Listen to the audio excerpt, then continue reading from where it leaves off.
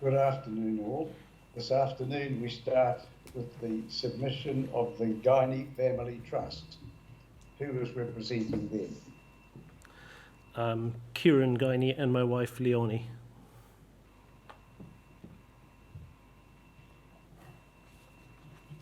Well, thank you very much.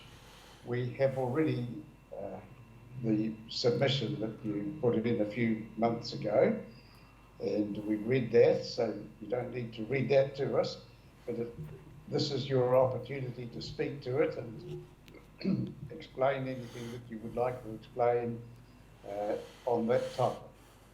And please feel free just to proceed as you are comfortable with. Good afternoon, Commissioners. Thank you for taking the time today to listen to us. Both my wife Leonie and I present in this slot because our farm is a family business. We dairy farm in the fabulous Fairley Basin. We have 2 irrigated dairy farms that take water from the South Opua. This water is for both stock and irrigation. The Fairley Basin was a desert of sorts before irrigation, supporting very few families and businesses. Today we have a thriving community, both farming and other businesses, because of the South Opua and the Opua Dam. New Zealand and the world needs us to find ways to sustainably produce food from our environment more than ever today, producing quality food for increasing populations. We take 66 litres per second from the South Opua when minimum flows allow, irrigating 220 hectares at 3 mills over 24 hours.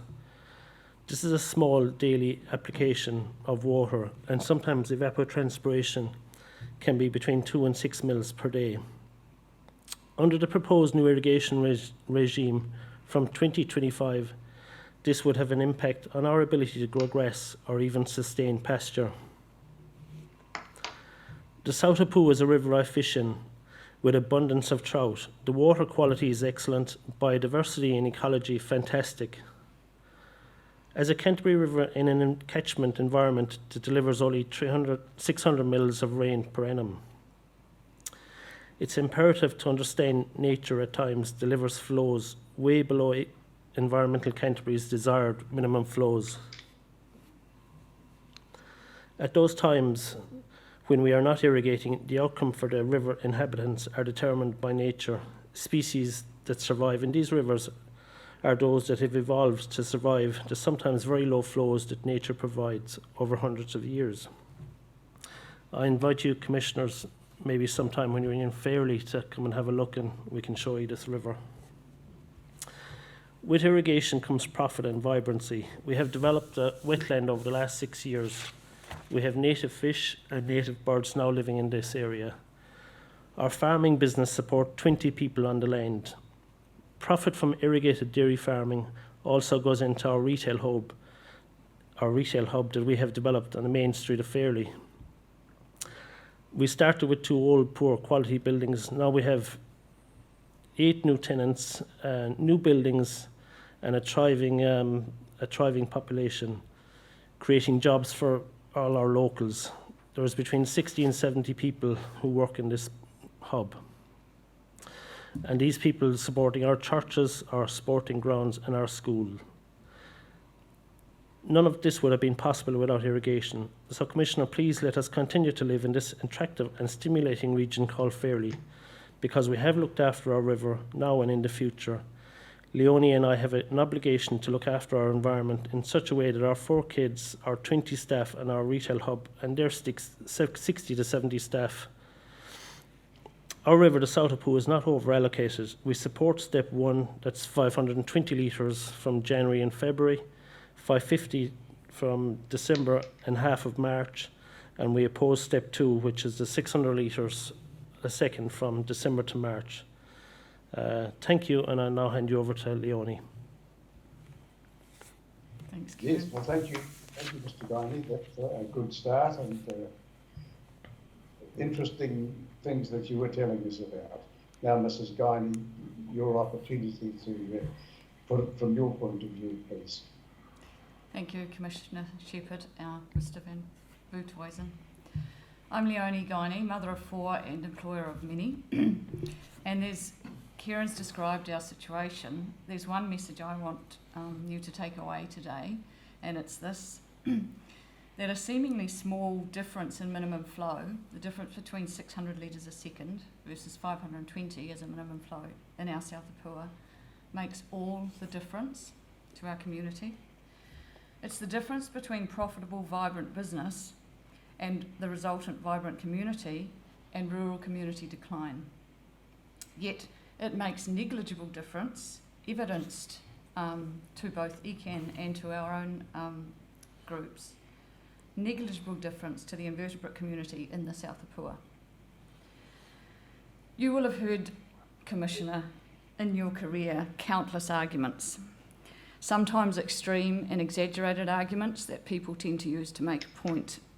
I want to assure you there's absolutely no hyperbole in our submission. I'm nervous because of the magnitude of the responsibility and the choices you have that are in your hands on our behalf.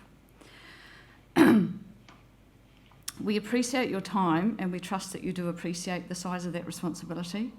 In the conversation, Commissioner, about water and the environment in New Zealand, the farmers can often, unfortunately, be portrayed as takers. What I'd like to emphasise is that in combination with the incredibly fortunate climate that we have in New Zealand, that nature provides, farmers are actually providers more than takers. Water storage is a wise solution. And I'm going to focus on bullet point 2 in our submission, the wellbeing impact on local communities that access what I call just enough water. Okay? Water storage is wise because in naturally drought-prone areas, we avoid ground extraction and then we enhance an existing resource, which is rainfall, in such a way that it provides for families, livelihoods, communities, and of course food. Now, businesses like ours that depend on the Apua Dam and its tributaries provide those livelihoods and employment and training and development opportunities that Kieran described for many, many people. Careful self-management of that is in our and our community's interests, and it's the farmers that actually have the expertise to understand those relationships between the climate and productivity, and it's absolutely in our interests to do that sustainably, and so we do. The Canterbury Land and Water Plan, with its original objectives, wanted to balance, if you may recall, environmental, social and economic outcomes. There's a lack of balance crept into the conversation. Farmers embraced that balance and came together to make that work, just like the farmers that came together to create the Apua Dam for our community. Our local groups came up with a minimum flow solution for the South Apua that expert advisors told us could improve biodiversity outcomes for the South Apua and were also workable to sustain our dairy farms. So you might appreciate our dismay then when quite different numbers were notified in Section 42A to us in March. I've lost a lot of sleep since then. Those suggested minimum flows make our access to critical summer, autumn water insufficient to actually dairy farm. Have we lost the Commissioner? Just pause a moment. Sure. Can you hear me? I can hear you, yes, we can. If you wouldn't mind just pausing for a moment while we recover the connection line that seems to be missing at the moment. It won't be a minute, I don't think. Commissioner Shepherd, you're on the other camera at the moment. We can see Yes. you. Yes. But that's not the camera you want me on. You're equally good looking Yeah. on either camera, sir.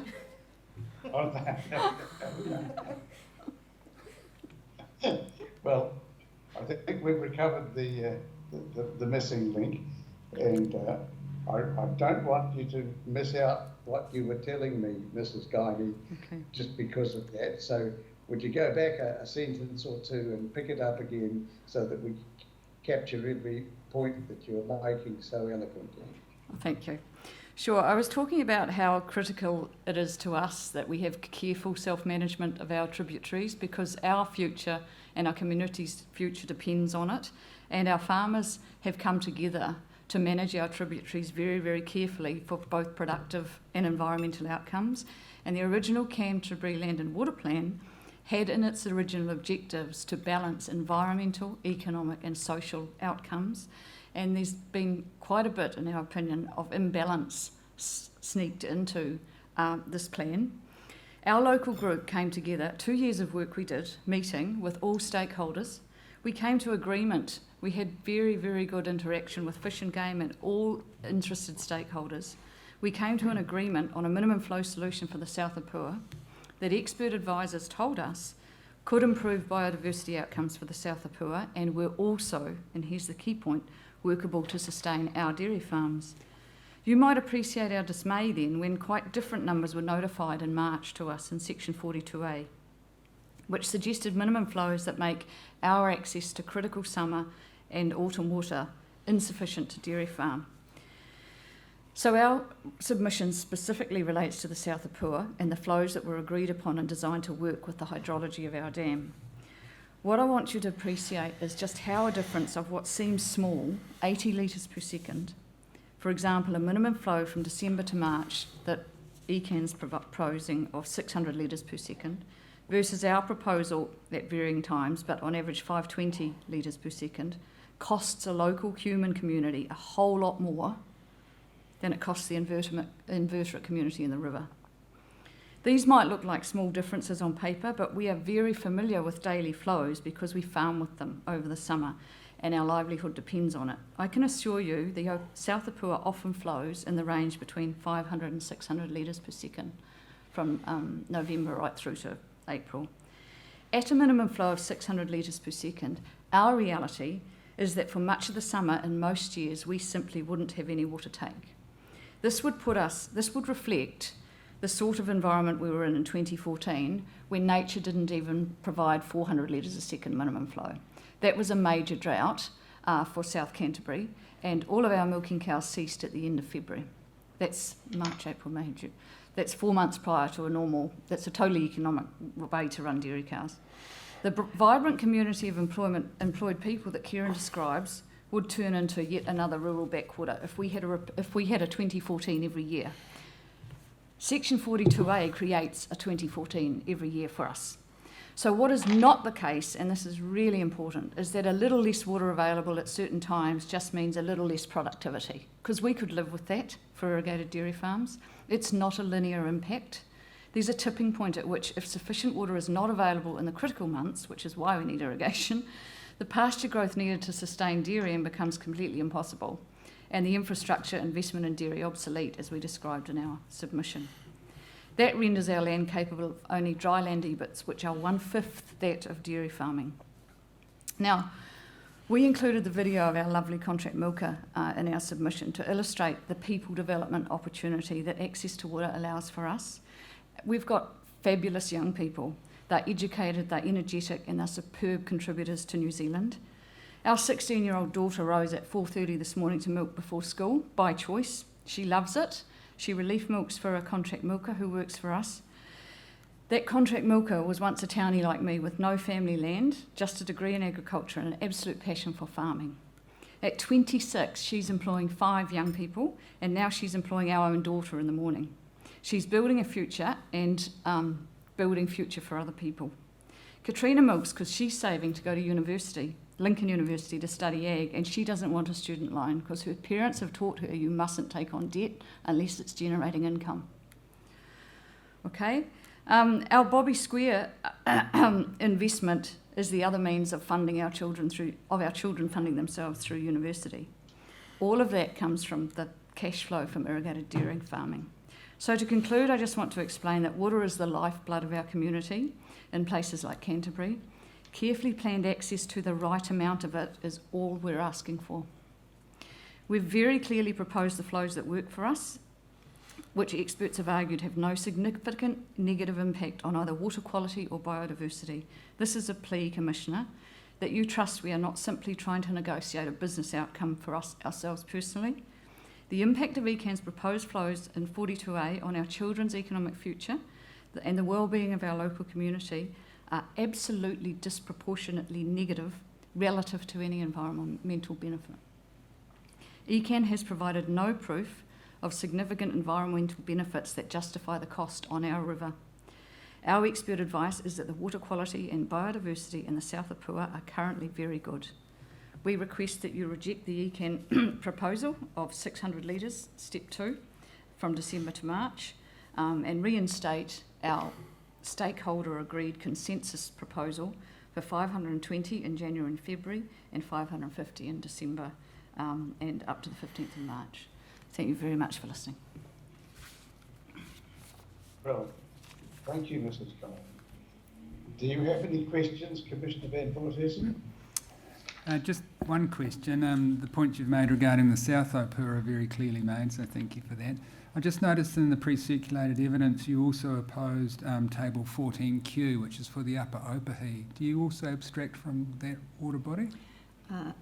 Yes, we've got consent to abstract for that for a farm called Foxburn Dairy where we winter our dairy cows. We don't currently abstract, but we would like the opportunity to abstract, yes. Okay, so that's still the relief you'd like for that? Yes. You're still seeking 14Q to be deleted as well? Yes, that's less, that's not, I've talked about the ones that are absolutely detrimental, that wouldn't break our business. Yep. This scenario breaks our business, so that's why we emphasise the 14O. I'm not sure the O's and N's are as relevant now, but that was a long time ago when I was talking about different tables, but you... No, they're still relevant. They're relevant? Oh, yep, that's good. And sorry, so for that Upper Opahi, what did you say you used the consent for? I didn't quite catch that. For irrigating crops on which to winter dairy cows. Okay. So it's your winter runoff property? Yeah. Okay. All right, thank you for that, but no further questions. Now, you had some reference in the course of your explanation to some expert advice that you had, and I'm just wondering whether that covered this question that you were raising about the balance that you were invoking in support of your claims. Have the advisors told you about the recent national policies that seem to bear differently than the kind of balance that you were finding in the original Land and Water Regional Plan of 7 or 8 years ago, if I remember rightly? We're, being dairy farmers, we're acutely aware of the NES policy and the expectations. We're also conscious, I think, of our right to challenge anything that we think is not logical in a democratic environment that we would expect is focused on well-being. So there are many emotive arguments about water quality that we hear in New Zealand, but for example, I heard it said the other day that 95% of New Zealand's rivers are polluted. Well, we need to challenge those announcements in terms of how we define pollution in New Zealand. If a river with a DIN of anything greater than 1 is considered polluted, then yes, every river except the odd pristine alpine stream in New Zealand is polluted. But we have human activity in New Zealand, and we need balanced conversations about how we can sustain vibrant economic communities and appropriate water quality. So the advice that we've received, certainly on the South Apua, we have received and ECAN has received, that defines our water quality and the biodiversity in the river to be very good, which contrasts with what one would often read in the media. Well, thank you. That's a very interesting answer, and all of your presentation has been full of interest to us, and in particular about your own personal and family interests in the locality, and the fishing and native birds, the family activities, the retail hub, and the warning to us to watch out for submitters who come with hyperbole, and all in all, your presentation has been very helpful for us, and we're grateful to you both for coming in. We're glad both of you have spoken. Thank you. We very much appreciate your time. Thank you.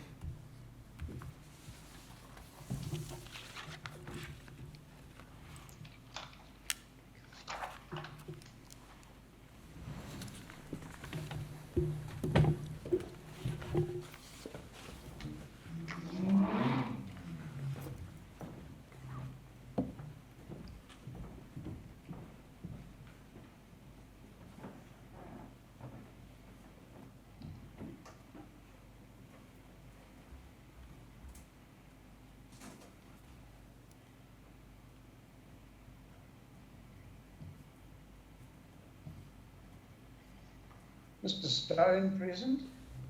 Yes, he's just there.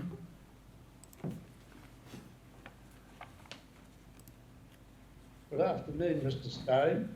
Please come forward to the microphone. No, you can take it at the desk where you saw the guidance. If you look round to your right. Just take a seat here, and then the microphone's here. Yeah. And then just make sure you speak into the microphone. Okay. Yeah, good afternoon. I'm Barry Stone. I've had a long association with Environment Canterbury over the years. Thank you. Over the years, I have been on the water group, the water enhancement group, from its start until it finished. We had about 8 years of that until they wound it up. I've also been on groups for the WRRP Protection Society. My interest is strictly to do with the environment. I'm not a scientist. I'm an avid fisherman. I'm an environmentally minded. I've been watching the situation on the Oparee, particularly the Oparee and its tributaries, very much since the advent of a change in water quality. Now, I take it that you have read my submission that was sent in. So, Yes, can I please speak to this one? Of course. Yes, that's part of what you're here for, and we're hoping that you'll speak to it. Okay. Right. Firstly, I'm all for irrigation, as this region of ours here is a very dry region and it's not sustainable without water. So please don't think that I'm against irrigation, but we must do it in a much more environmentally and friendly manner to safeguard our much degraded waterways. Water quality within the Oparee, Tamuka, Waihi, Kākahu and the Tamona River below the junction of the Kākahu River are in a very sad state. The loss of insects and invertebrates have almost disappeared since the advent of the Opua Dam 1998, downstream of the Opua Dam. There has also been a huge change in the weed growth in all mentioned waterways, not the algae and other weed growth prior to the release of the Opua Dam water.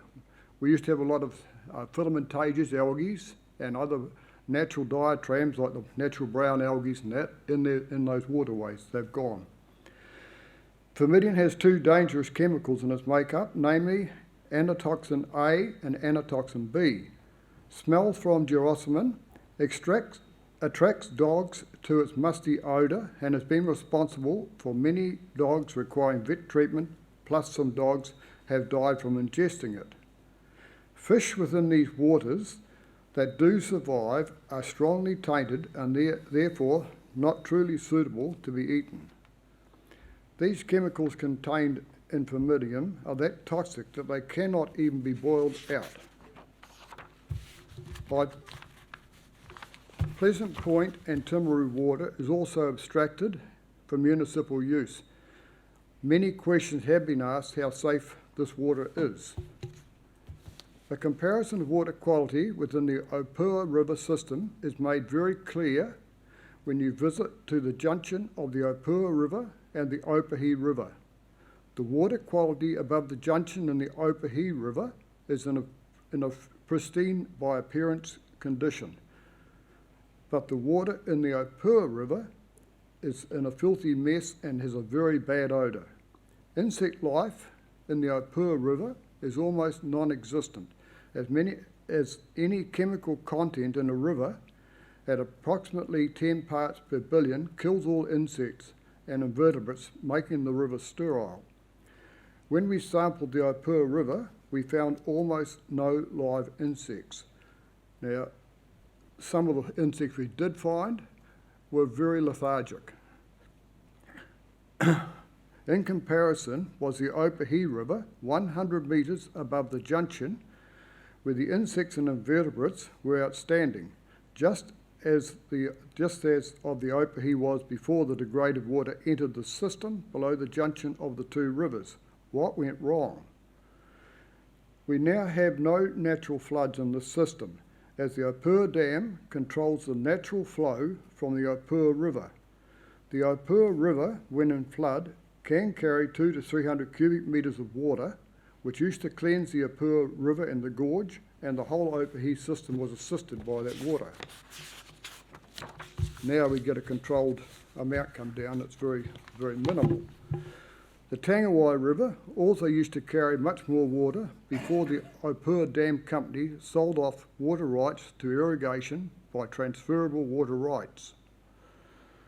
The reason for the protection of the Tangawai River was to allow for a continued flow of fish passage and for spawning of fish, both trout and salmon. We now have very little water left in this waterway, not enough for fish passage to allow spawning to occur. There are now 2 large storage ponds extracting water off any freshers in the system, plus over-extraction of water from the Tangawai River. The river mouth from the Opua system now faces many closures, as the minimum flow has now become the maximum flow. It has been estimated that a flow of 12 cubic metres would be required to keep the system open to the sea. The Kākahu River, prior to the release of Opua water at Skipton's Bridge, the Kākahu River used to contain a healthy population of freshwater crayfish and freshwater mussels. After the Opua water entered the system, both species disappeared, along with a large proportion of insect life, plus the eel population has dropped dramatically. I asked that question of why. Now, I took a Canadian water scientist who unfortunately I can't get a hold of at the moment because of COVID over in Canada, and he's not answering any emails, but I took a Canadian water scientist up to the Opua River to take insect samples and invertebrate counts, plus take photos of the situation. We found the Opua River filthy and in a strong, smelly condition. This was in 2015. Cole Sherville, who was the scientist, was so shocked at the smell and the condition of the degraded Opua riverbed, he stated that it was the worst river situation he had seen anywhere in his travels. Now, in conclusion, I state, let us sort this out. There must be some way to go forward. One way would be to take the Lake Opua water from the top section of the water column and not allow the anoxic contaminated water to be released from the lake bed. A top take was part of the original consent not a bottom take. Now, we submitted on that when it was put in, and I was all for the irrigation, I still am, but they are taking that water from the bottom and they're leaving that contaminated water to release down the river. It has been observed that the water entering into Lake Opua is clear and pristine, as photos will show, which I have in here for you. But the water exiting the lake from the dam is in a very degraded and discoloured state, plus has a strong odour. I asked this, why is this the case? The condition of the Opua River is so degraded that the South Canterbury Anglers Club, who used to hold up to 20 competitions a year on the Opua, they now hold no competitions on these degraded waterways. They just don't like their anglers using it. My findings have been supported by reports from NIWA regards the condition of the Opahi and the Opua, and I believe ECAN, as they both carried out investigations on these river systems.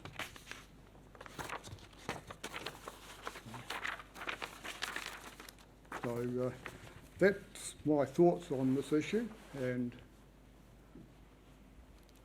before we ask any questions, do you have some photographs that you want to show us? I certainly have. Did you take these yourself? What's that? Did I take them? Did you take photos? Yes, I've taken these now. I have a photographic album at home. I didn't bring it in. This is all catalogued and fully dated in my catalogue. These are for you people. You can go through them. It shows the degraded state of the Opua River. It's in a heck of a state. It shows the small amount of insect life that we managed to find in the Opua. We won't be able to see that from there, I wouldn't think, would you? Well, no, we'll need to look at it. I'll leave these with you people. You can have them. They deserve more close examination than just a glance. And what I wanted to know was, were these photographs taken when you had your Canadian colleague in 2015? No, the reason I took him up there was that I'd been taking samples, just randomly taking samples, and before I took him up there, I didn't understand how to segment a waterway across a riffle where you break it into 5 sections and you take a survey from each section of that waterway right across one side to the other, so you get an even distribution of insects. And he took me up and showed me how to do all that. These photographs were taken a week or so before I took him up there, because I showed them on my camera, and he was so disgusted he wanted to go and have a look, and he said to me he'd help me out with anything he could and advice on just how to look into this. So the photos were taken in 2015. Sorry? The photos were taken in 2015. Oh no, I've got them right up to last year. Good. I've done a survey on that river. The insect life in the Opahi's quoted, and there's one photograph here, the one piece on the back here, I think it's the back one. I might be through here, but I've got one here of the Opahi Gorge, which now I've got photos of the rivers going in, the top and the bottom. Now I have a photo, oh, here we are. I've got these. Now, these photographs here, there's 3 of them. I took those in the Opahi Gorge in 2019. The Opua Gorge was so rank you wouldn't go in it. I walked up the Opahi, and it was such a beautiful spot up there, clean, clear, and the insect life was totally abundant, and plus there was quite a lot of large trout up here. But the problems the problems of the water quality that I refer to are these photos here. I went up there one day to take some photographs, and I came up there. When I got there, the dam itself, I think it was 11th of the 4th, I've got the date here, the 11th of the 4th, 2015 this was, and at the time they had the turbine turned off to let them work on it. And this was what we found in the bottom of the weir, bottom of the top of the weir under the turbines. It was the same weed and the same growth that they kept telling us was a fact of nature, the way it was coming down the waterway. But that's not correct, because when I started fishing this river, I started fishing the river when I was 8 years old, and I'm 73 now, so that gives you a few years. That river used to be so clean, and yes, it dried up. And the irrigation for levels plains was taken out of it. And when they took it out, it went down further. But when it did dry out, it usually came back fairly quickly. Now, we've got a regular flow in there, but I actually question the flows that are there at times, that they state are in the paper, because I don't believe they're right.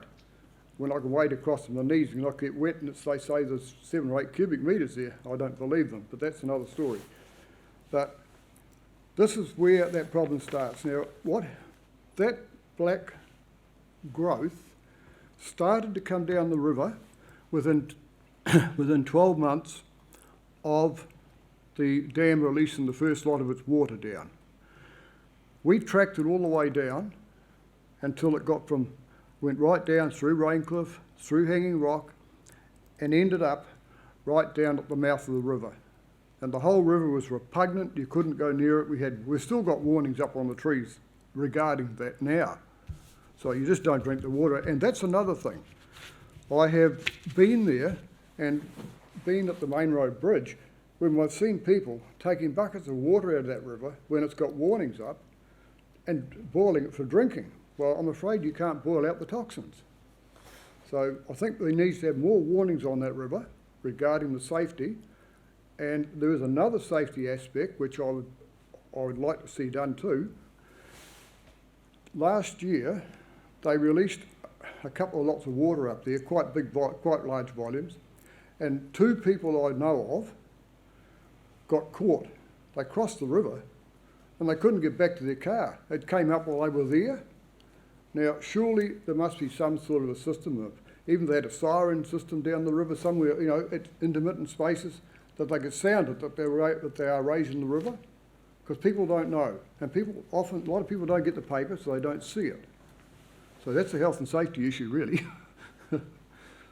Yes, you're right. It's getting a little bit off the beam for what we've got to concentrate on. But Mr. Stone, thank you so much for all the trouble you've taken, writing out notes and giving us a clear description of the matters you wanted to raise before us. Would you like to keep those? Would you like to keep those photos? Any questions? Yes, keep the photos. No questions, thank you. Do you want those? Mr. Stone, yes, if you will leave the photographs for the hearing manager, she will look after them for us till we can get together and go through them properly. And we're very grateful to you for all the trouble you've taken, and because you've got a different experience than some of the other people who've come in to talk to us. Yours is the experience of an avid fisherman, environmentally minded, and I've made a note of that. And we're very grateful for you coming in today. Thank you kindly. And I'm very grateful for the opportunity to have done so. Thank you very much.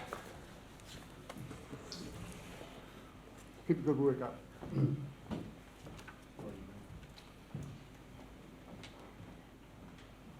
So, Ms. Fernando, does that complete the business for this hearing week? Yes, that does. So we resume again on the 2nd of November, is it? Yes, that's correct. Is that at 10 o'clock? Yep, 10 o'clock start. Back in the same venue where you are now? Yes. Right, well, my thanks to my colleague, Commissioner Van Voorthuizen, and to the staff, and we'll look forward to seeing you all again on the 2nd of November. Yes, and also our technical man, Chris Shepherd in the back. Thanks to you as well.